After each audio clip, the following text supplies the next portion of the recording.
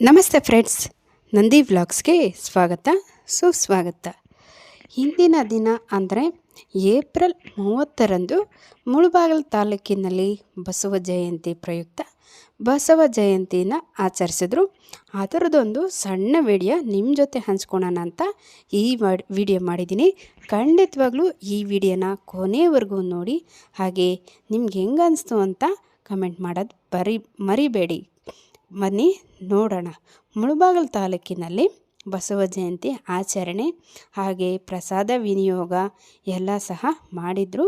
ಬನ್ನಿ ಅದರದ್ದೊಂದು ವಿಡಿಯೋ ನೋಡೋಣ. ನೋಡಿ, ಇವತ್ತಿನ ದಿವಸ ಅಂದರೆ ಏಪ್ರಿಲ್ 30ನೇ ತಾರೀಕು 2025ರಂದು ಬಸವ ಜಯಂತಿ ಆಚರಣೆ ಮಾಡಿದರು.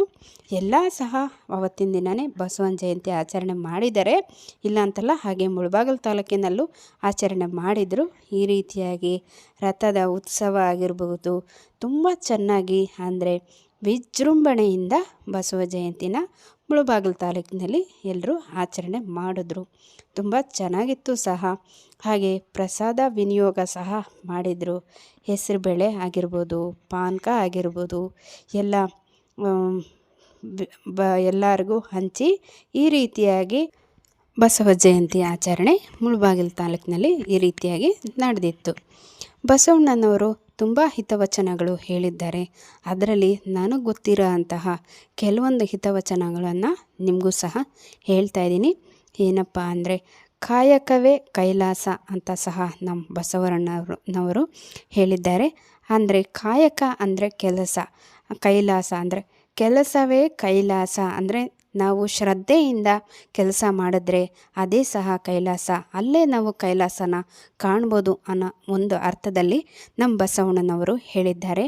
ಹಾಗೆ ಎನ್ನ ಕಾಲೇ ಕಂಬ, ದೇಹವೇ ದೇಗುಲ, ಶಿರವೇ ಹೊನ್ನ ಕಳಸವಯ್ಯ ಅಂತ ಹೇಳಿದ್ದಾರೆ.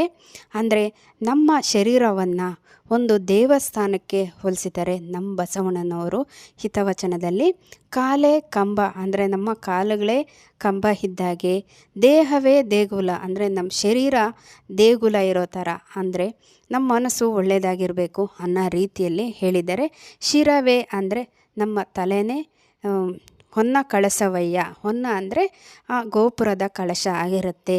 ಇದರಲ್ಲೇ ನಾವು ದೇವಸ್ಥಾನ ಕಾಣ್ಬೋದು ಅನ್ನೋ ರೀತಿಯಲ್ಲಿ ಅಂದರೆ ಅರ್ಥದಲ್ಲಿ ನಮ್ಮ ಬಸವಣ್ಣನವರು ಹೇಳಿದ್ದಾರೆ.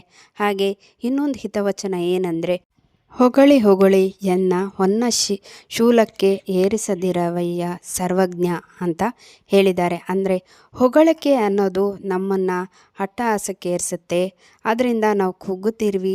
ಹಾಗೆ ಹೊಗಳಿ ಹೊಗಳಿ ನನ್ನ ಹೊನ್ನ ಶೂಲಕ್ಕೆ ಅಂದರೆ ಶೂಲಕ್ಕೆ ಏರಿಸದಿರವಯ್ಯ ಸರ್ವಜ್ಞ ಅನ್ನೋ ಅರ್ಥದಲ್ಲಿ ಬಸವಣ್ಣನವರು ಹಿತವಚನ ಹೇಳಿದ್ದಾರೆ. ನನಗಂತೂ ತುಂಬಾ ಇಷ್ಟ ಅವ್ರ ಹಿತವಚನ ಅಂತೂ. ನೋಡಿ, ಈ ರೀತಿಯಾಗಿ ಮುಳಬಾಗಿಲು ತಾಲೂಕಿನಲ್ಲಿ ಹೆಸರುಬೇಳೆಯಿಂದ ಹಿಡ್ಕೊಂಡು ಪಾನಕದಿಂದ ಹಿಡ್ಕೊಂಡು ಬಸವ ಜಯಂತಿ ಪ್ರಯುಕ್ತ ಈ ರೀತಿಯಾಗಿ ಎಲ್ಲ ಸೆಲೆಬ್ರೇಷನ್ ಮಾಡಿ ಆಚರಣೆ ಮಾಡಿದ್ರು. ತುಂಬ ಚೆನ್ನಾಗಿ ವಿಜೃಂಭಣೆಯಿಂದ ಬಸವಣ್ಣನವರ ಜಯಂತಿ ಆಚರಣೆ ಮಾಡಿದರು ಕಣ್ರಿ. ಮುಳಬಾಗಿಲು ತಾಲೂಕಿನಲ್ಲಿ ನೋಡ್ತಾ ಇರ್ಬೋದು. ಪ್ರಸಾದಕ್ಕೆ ಹಾಗೆ ಪೂಜೆ ಸಹ ಮಾಡಿ ಶುರು ಮಾಡ್ತಾ ಇದ್ದಾರೆ. ಪ್ರಸಾದ ವಿನಿಯೋಗ ಮಾಡೋದಕ್ಕಂತೂ ತುಂಬ ಖುಷಿ ಆಯಿತು ನನಗಂತೂ. ನಾವು ಸಹ ಪ್ರಸಾದ ತೊಗೊಂಡ್ವಿ.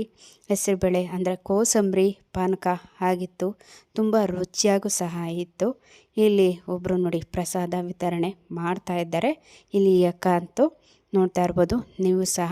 ನಾವು ಸಹ ತೊಗೊಂಡ್ವಿ ಕೋಸಂಬರಿ ಪಾನಕ ಅಂತೂ.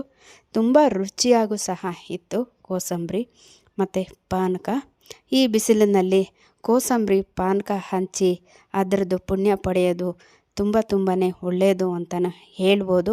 ಅದರಲ್ಲಿ ಮುಖ್ಯವಾದ ವಿಷಯ ನೋಡಿ, ಈ ರೀತಿಯಾಗಿ ಎಲ್ಲ ಮಂಗಳಾರತಿ ಎಲ್ಲ ಸ್ವೀಕರಿಸಿ ನಾವು ಸಹ ಪ್ರಸಾದ ತೊಗೊಂಡ್ವಿ. ಅಂದರೆ ಕೋಸಂಬರಿ ಪಾನಕ ಎಲ್ಲ ತೊಗೊಂಡ್ವಿ. ಬಂದವ್ರಿಗೆಲ್ಲ ಈ ರೀತಿಯಾಗಿ ಕೋಸಂಬರಿ ಪಾನಕ ಎಲ್ಲ ಹಂಚ್ತಾಯಿದ್ರು. ನನಗಂತೂ ನೋಡಿ ತುಂಬ ಖುಷಿ ಆಯಿತು.